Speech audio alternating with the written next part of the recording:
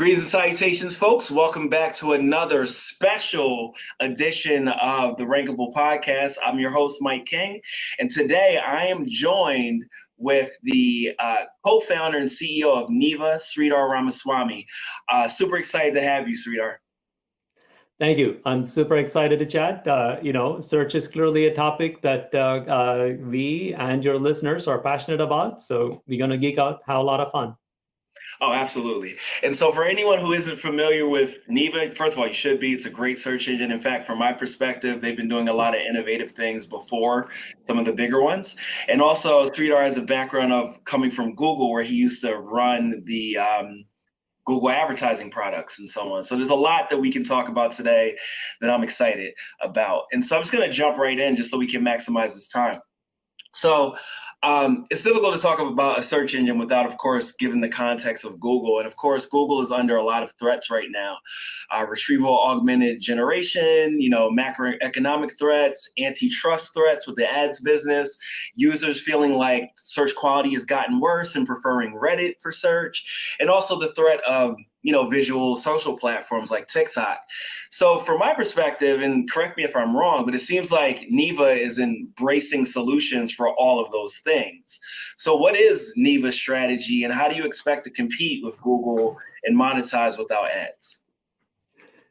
Well, you packed a lot in there. Vivek and I started Neeva about 4 years ago, based on, at one level, an abstract thought. At another level, a bold hypothesis that we could create a better search engine. That's what we wanted to do. We said Google is too beholden to ads, has too much SEO content. We need a different way to think about search. Plus, there was part of us that is also, had this thing of, gosh, it's kind of not a great idea for there to be just one search engine in the world. Little bit did we know that things like AI were just around the horizon. No one knows these things. And so when we started in 2019, that was it. We wanted to create a better search engine. We, have always felt passionately about user experience. And so we made it an ads-free private search engine because we thought that was a better way to approach search, a purer way to approach search. We also thought that it gave us a lot of scope for innovation. And we liked the simplicity of the alignment between the user and the customer. And the user and the customer are the same. You're not trying to answer to two people that are in charge. Anytime you type in a query into Google, there's like this conflict of interest going on where Google has to decide, do I want to show a bunch of ads to Mike, or should I just show like the one thing that he might be looking for? And so we wanted to avoid all that. That's sort of how Neeva came to be. That's the good part. The bad part, which we have realized, is it is really hard to get people excited about search. Sometimes, it shocked us that, when we would ask perfectly otherwise tech-savvy people, hey, what's your search engine? They'd be like, I think it's Safari. You're like, it's a real thing, man. Like people with CS degrees. And so we are like, wow, this is as much about raising awareness as it is about anything else. But of course, when you're a startup, there is a lot of just plain dumb luck that is involved in taking advantage of opportunity. Early last year, we saw that all of a sudden AI models had advanced enough that you could do a lot more things. That's when we made the big pivot to answers, not links. So that's where we think search is going. I think what we are seeing in front of our eyes, and that's like the coolest thing about it, similar to when the internet first came along, 20, 25 years ago, or when we knew smartphones were going to take off. I still remember Andy giving us, I think it was called the G1, the first Android smartphone with like a pull-out keyboard and this amazing screen. And then after that, the first completely touch screen. You looked at this, you started using this, and you went like, oh my God, there's no going back from there. I feel a little bit that way with search and answers. You're like, oh my God, there's no going back to piles of links. This is going to be exciting. And that's sort of like a fast forward version of sort of, where Neeva started and where we are. Still care about privacy, still care about sort of being user first. But what we can now confidently say is, hey, we are creating a much better search experience than providing a bunch of links. Got you. And so, it sounds like you believe that chat-based search, or answer-based search rather, is going to replace the standard search. I guess my question is, do we feel like that's going to be the modality that meets all user information needs moving forward? Or is it going to be the sort of thing where they might switch between the different modes on a regular basis? I mean, that is always possible. I don't know, when I ask my kids, they're not so much big TikTok users, and I say, like, when I ask some other Gen Zers, so what do you look for on Google, or what do you look for on TikTok? People have all of these things mapped out. If they're looking for a costume for Halloween, they're going to TikTok. They're not going to go to Google. If they are looking for, like even makeup advice, they're going to go to TikTok. And recipes, for example, is a little bit more split. There are some people that like videos for it, and other people that prefer, a text with a list of steps. But my simple observation is this: no one wakes up and says, "I want to click on a link." I mean, that's what it comes down to. Okay, if you have a question, no one puts in a question and says, "I'm going to be excited to click on the first link that shows up." Said no one. And so from that simple perspective, it's just going to be more and more the expectation that, if there's an answer to that, like, the experience that just gives it to you is always going to win. It's like, it's Occam's razor. It's that thing built into all of us, where we are like, yeah, I want to do the smallest amount of work for any particular task that I have in hand. And so rather than get like philosophical about this and that, I basically go like, if I want something and you can just give it to me, please just like give it to me. Okay. And so that's where I think search is going to be influenced in a pretty big way. It's not the be all end all. I think there's a lot more, I think, context carrying, like as you go from having things be more of a conversation. And obviously, no one wants like a pile of text. The other thing that is true is like, no one woke up and said like they want to read a 1,500-page blog. They're like, if you can give them the answer in 3 sentences, always preferable.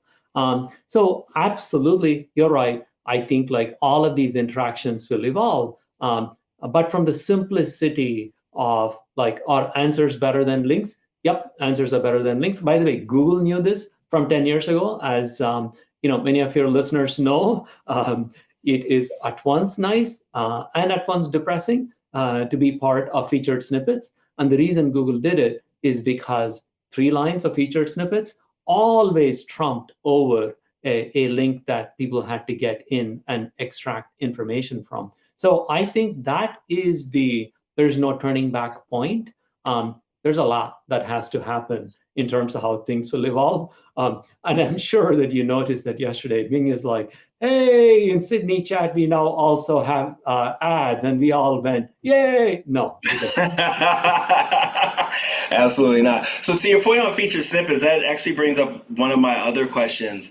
And, perhaps like just generally speaking from the answer perspective, that this may also be true, but do you find that the presence of an answer or a featured snippet kind of displaces the search behavior? And what I mean by that is like, let's say, previously I searched for information on the Eiffel Tower and I had to go read, through a series of different links to get that answer. Does the answer being right there in the SERP yield subsequent queries as a result of that answer being right there? I think that I would say from just an information consumption perspective, and I would say this is larger than search. I think similar to something like the touch screen, which changed how we interacted with every app, not just one app. I think like things being conversational will be the norm going forward. Meaning that I think increasingly we will expect systems that we can quote unquote just like talk to or type into, and so that like search box, the hated search box on most websites, which don't work very well, I can easily see how they will all become site-specific chatbots where you're like, hey, what's the top article on AI content on iPullRank, or show me recent articles about AI content, and your article is going to come up, and somebody's going to be like, what does Mike say about GPT-3? And then there's this answer engine that pulls out the relevant snippet from that. In my mind, the biggest immediate impact that large language models and AI is going to have on information is just change our expectation from it. We have something in mind. We get a bunch of links. We will go to these links, and it's up to us to figure out which part of a particular page is relevant to the question that we had in mind. We had to do all of that work. I think the norm more and more is going to be, just ask a question. You will have the right portion summarized. And if you're like, I want to learn more, you might get another summary, or you might want to know about things that are related to this. So I think just information consumption is going to get more and more fluid with increasing levels of detail, or other related topics that are driven more by you as the user and the customer. And I find that part really, really exciting. Because as I said, right now, for most things, you're like, I have to scroll up and down. What is it that I was looking for? I think these models are going to just create much more fluid interfaces that we can all use. Okay, let's shift gears a little bit. I want to talk technical stuff. So what are some of the technical advancements in NLP that Neeva's leveraging to build a better search engine? It's up and down the stack. So as you know, things like handling spell corrections, diacriticals, related queries is one of the key tasks for a search engine. And I'm sure all of your listeners also know that most sites not called Google, even Gmail search, have traditionally done a truly terrible job of taking care of those things. I was at Google for 15 years. And by the way, fun side story, Gmail search has two different systems that they have not managed to replace. The results that you get in the suggest box as you're typing into that Gmail search box is a system that is completely different from the one that returns answers after you hit enter. Nice. The first one is like a modern world-class system, and the second one is like old school Gmail search. But it tells you how hard some of these problems are. So we use large language models extensively to basically do this thing called query rewrite. So we understand intent better. And when there are very long queries, it helps us identify what is like Mike really asking for. So that's that is one part. We've also built essentially a deep retrieval system that we use for long queries. Like a fundamental component of search for the past 40 years now has been using a set of techniques based on what's called information retrieval. And essentially, you can think of this as extract bigrams, at its coarsest level from documents, index them all, and when people put in a query, go figure out which are the docs that have all of the bigrams in the query. Then you go through like a ranking process. That is traditional search ranking. We have one such system that is very good for short queries, head queries. We also built a deep retrieval system, which will essentially take a document and embed that in some crazy 400 dimension vector space. We do the same thing for the queries, and we retrieve documents based on essentially nearest neighbor match in this 400 dimension high dimensional space. That's on the retrieval side. And then what we do when we have identified, say, the top few hundred pages, we also do more elaborate ranking that uses embedding models. So like in the pure backend.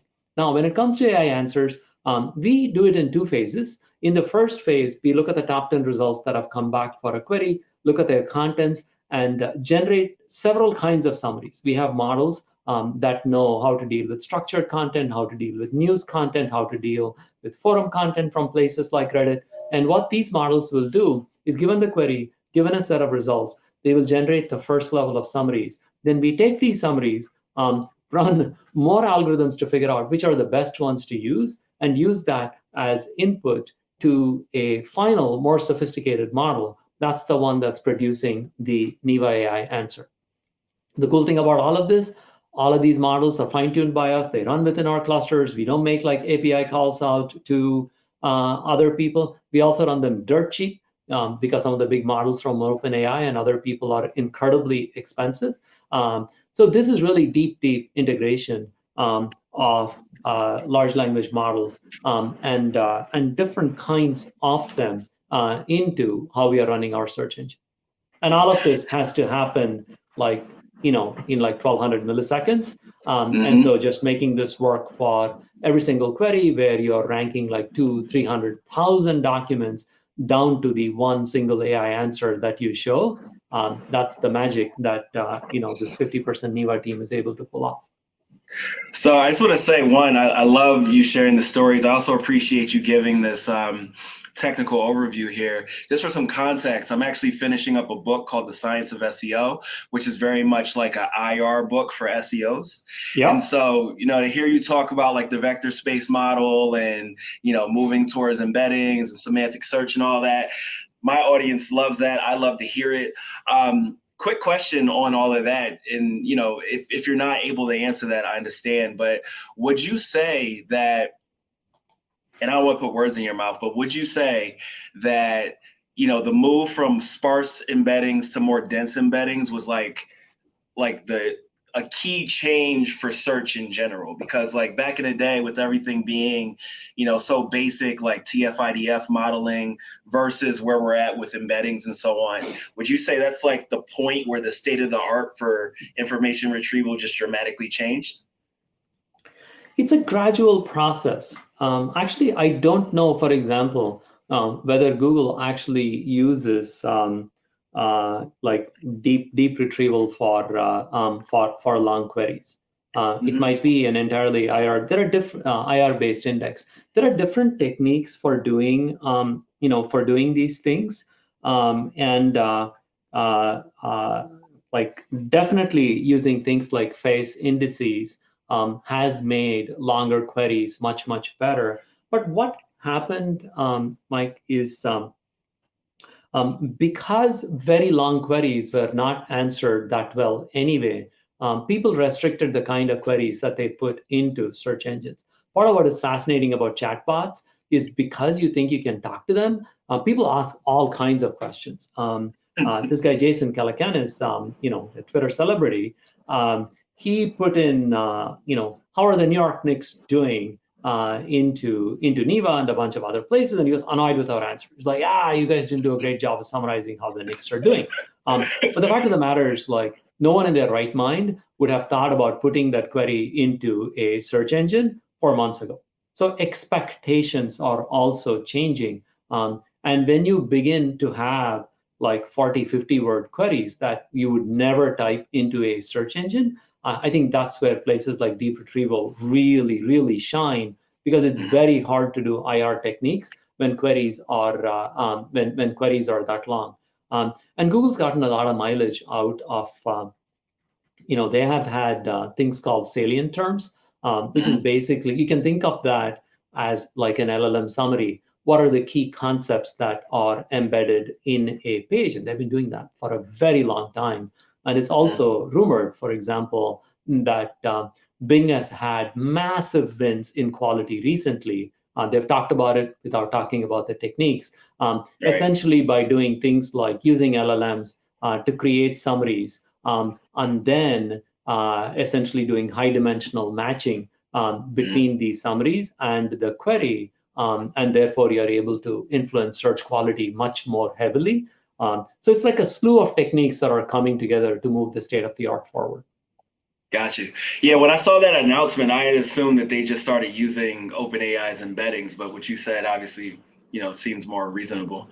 Yeah, Um, I think the embeddings are important, and then you're able to do the same for the queries, and then you're able to do better ranking using these embeddings. That's a technique we also use. We use like a cross encoder model that takes the mhm. query, that takes the embedding for a given document, and then will compute a score. So things like that are very powerful. Cool. So I've watched a lot of your interviews over the last couple of weeks in preparation for this, and one of the things that you had mentioned in one of them was the idea of closed loop versus open loop approaches to LLMs. What is the difference in your or what is the difference in your approach that's yielding results that are hallucinating less than what we're seeing from a Bing or a Bard?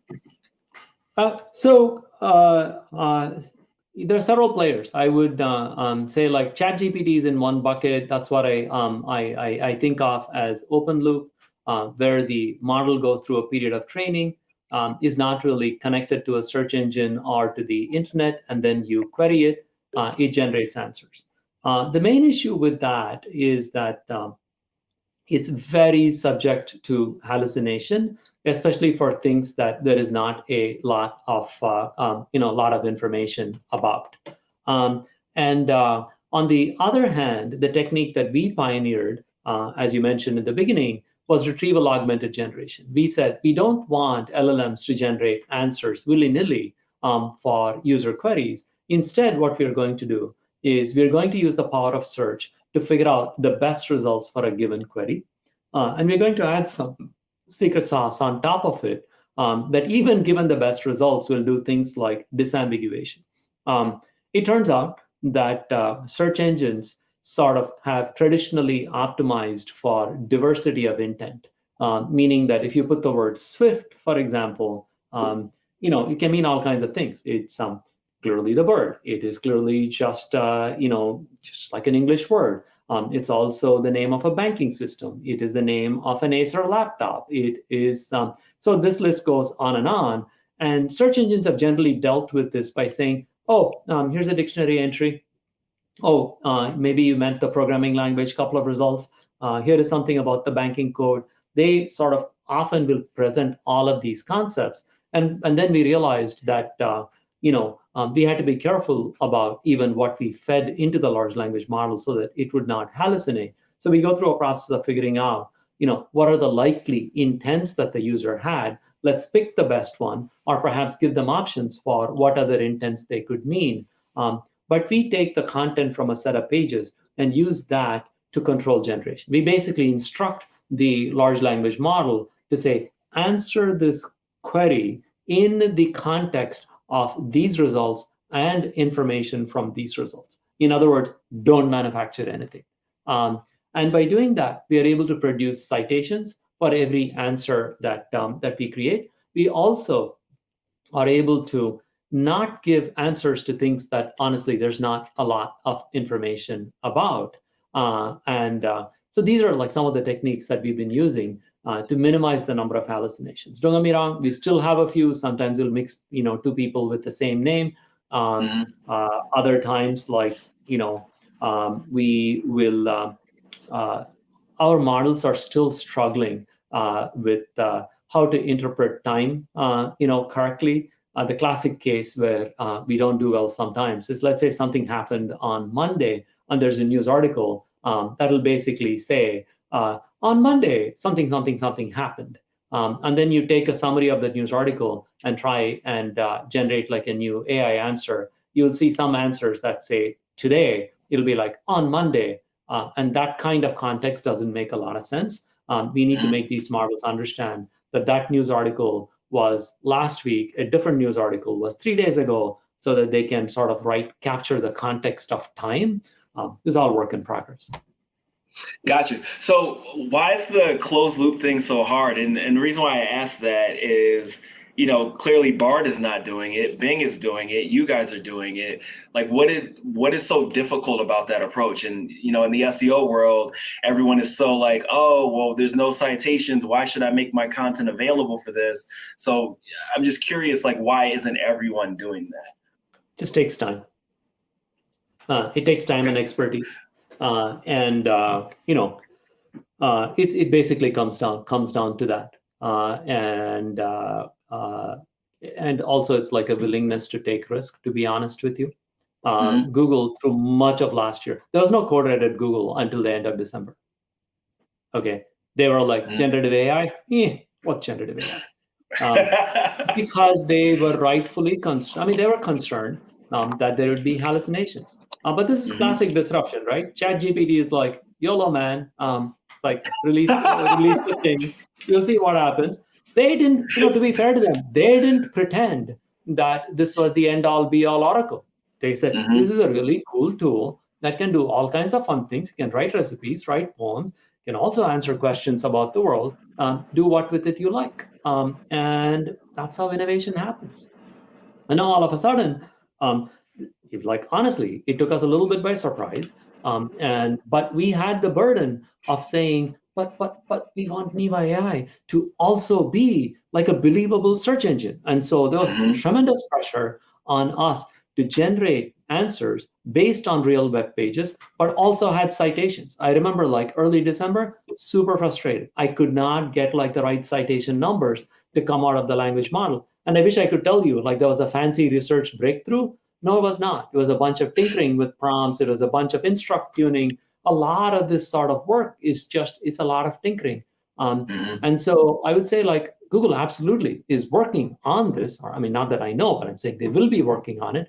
By the way, BARD is connected to a search engine because it is able to answer questions about things that happened recently. It's just that they have not tied everything together into like one coherent experience.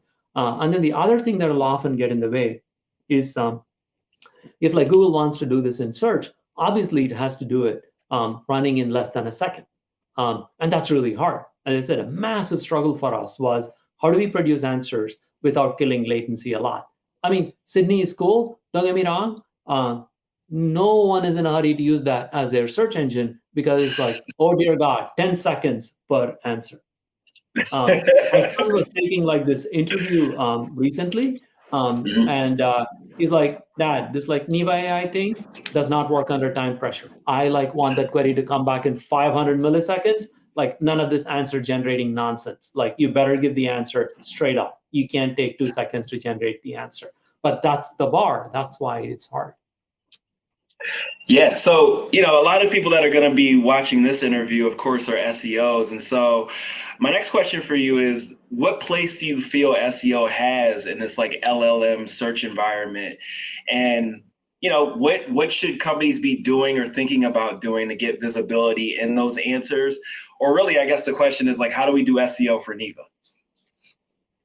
Yeah, I mean, at one level, things are the same in the sense of high quality content written by humans is the thing that will continue to be priced. And so I don't really think that changes. That's like, part one. Part two, I will like come out and confess that I think this is this is like a big bomb at the center of search, these AI-generated answers, meaning that it is a massive disruption.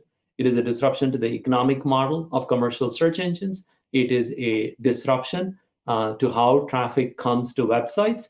And I certainly do not pretend that I know where exactly we are going to land up. And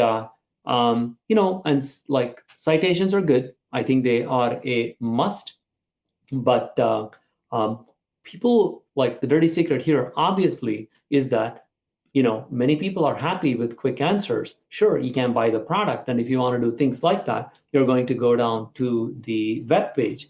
But when it comes to pure information queries, we are looking at a world in which there is far less outbound traffic from search engines. I think that is the more troubling part if I am an information creator. And I think you will also see people, Reddit, Twitter, others, basically tell the LLM companies, no way you're using my content to generate AI answers. You can, But you know how this works. If you're not part of it, somebody else might. And there's like, it's a little bit of like this prisoner's dilemma, where if you want to be featured, you have to let your content get hijacked. But if you let your content get hijacked, you're going to get less clicks. On the other hand, if you don't let your content get hijacked, you're not going to be in the answer, and you're going to be far below the fold, and you're going to get less traffic. So this is this is definitely worrisome. Is a little, it has a little bit of a feel of like, heads I lose, tails I lose kind of feeling to it. It's the only thing is like it's early. We all have to see how these things will evolve. And, again, as I think of this from a SEO perspective, world where we get the sort of like tooling similar to what we got for search on other platforms, where it's like, we get a series of questions that are typically asked by users with search volume. We get analytics that say like, these are the sorts of questions that are being asked, and here's where your content is appearing and things like that. Do you see that being in our short-term future to like kind of create that feedback loop for the content creator? I think I'm positive that folks like Google and Bing will be actively thinking about those things. I think the tooling is the easy part. I think the tooling will actually improve pretty rapidly, subject to privacy. I do think that we live in a world where they're all much more conscious about privacy. But I definitely see like tooling in Webmaster Console and stuff like that for hey, how are people using these systems? Well, I more meant for like Neeva. Is that something that is in you guys' roadmap? I mean, we have the internal data. But we have not built a Webmaster Console. Basically, it's definitely something that we want to do. But at this point, the team is also heads down on. Hey, need to crack like the 10 million user count, which is like the next target that we are chasing after. We are at several million a month. So it's definitely on our roadmap, and that's the kind of thing that we can and should be providing. Gotcha. And I would ask you some more like specific questions about the product, but I'm also curious, what are your thoughts on this petition to pause AI innovation for 6 months? It doesn't make any sense to me. That's sort of not how life works. That's exactly how I feel. Okay, so talk to me about JIT. They're common sense things, right? Mm-hmm. This is like, don't exercise for 6 months, or like diet for 6 months. Like, okay, sure. Yeah, when I saw it, I was like, these are all valid concerns, which were already raised by people like Dr. Timnit Gebru and so on. But, you can't put the rabbit back in the hat. Like everyone has this stuff now. They're going to continue to innovate on it. So there should definitely be the kind of things that, we should be pushing for is maybe there should be, the Europeans do a much better job of this, by the way, where they will happily like levy little taxes on this or that to fund on this organization or that organization to help fund campaigns for things like public awareness. Certainly, I think there should be an education program that begins to teach people about what is like authentic content, what is fake content. I mean, we are talking like primarily in the context of like text and SEO. But as you have likely heard,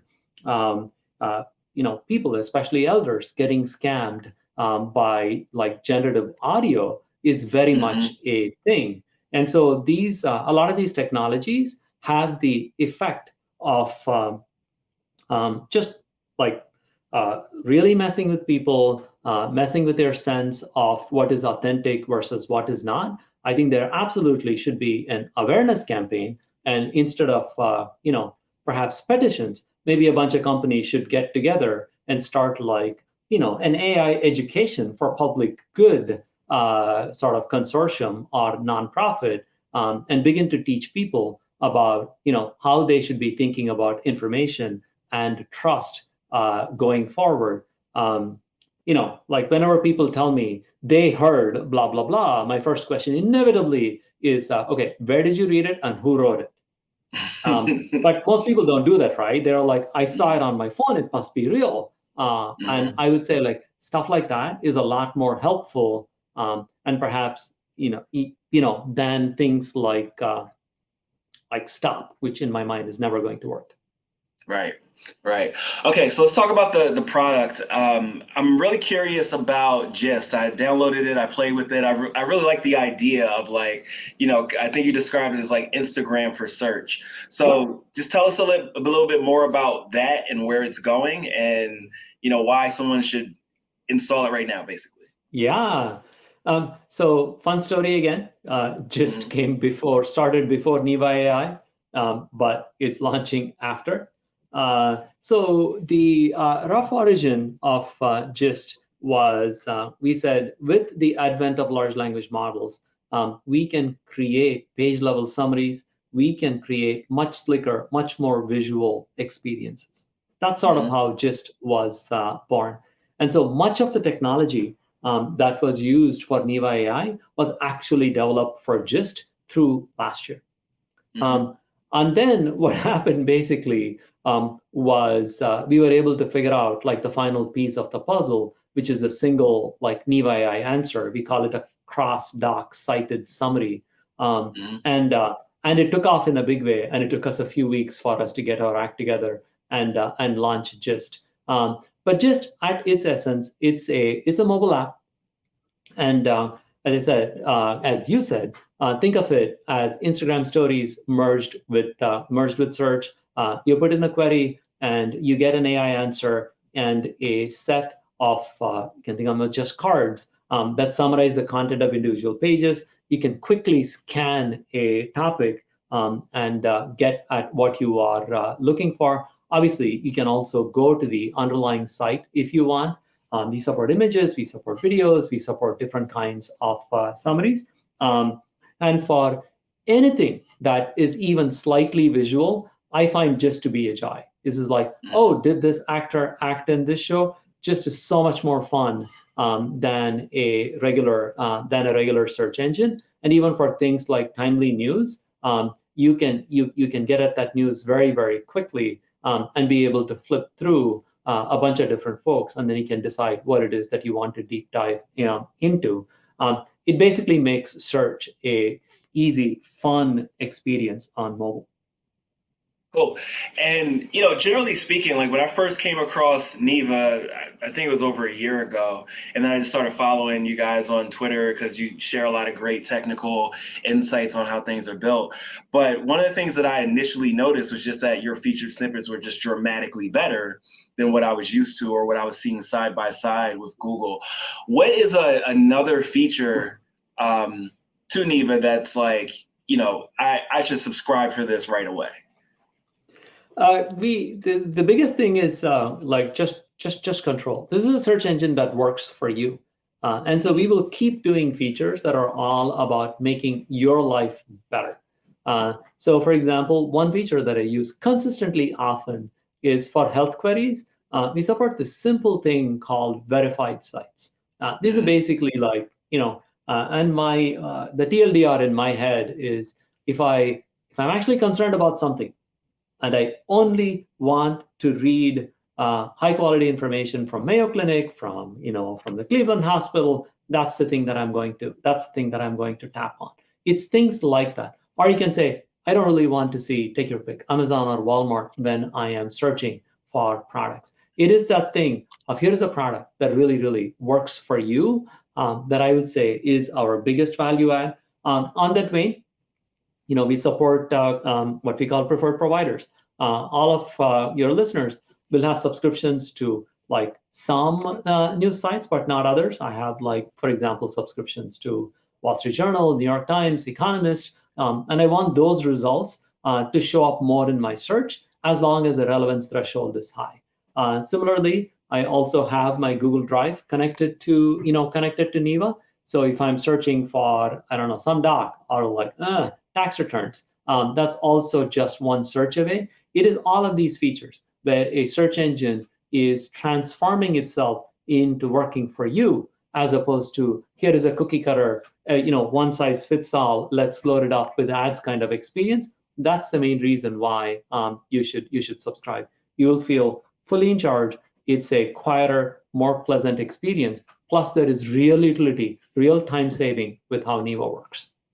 Awesome. Well, Sridhar, I really appreciate you taking the time today. This has been so awesome. I've learned so much. I've loved just like talking about the nerdy technical stuff with you as well. And I could keep going for a long time, but I know we both have things to do. So I just wanted to give you this opportunity to like let people know where they should check out Neeva, how should they follow you, like what else should they be checking for?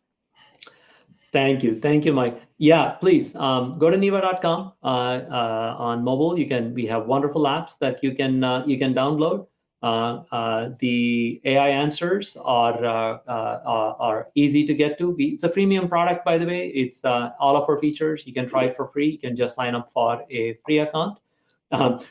We do request that if you like the product that you subscribe. It's a $50 a year subscription that comes with a bunch of other goodies as well.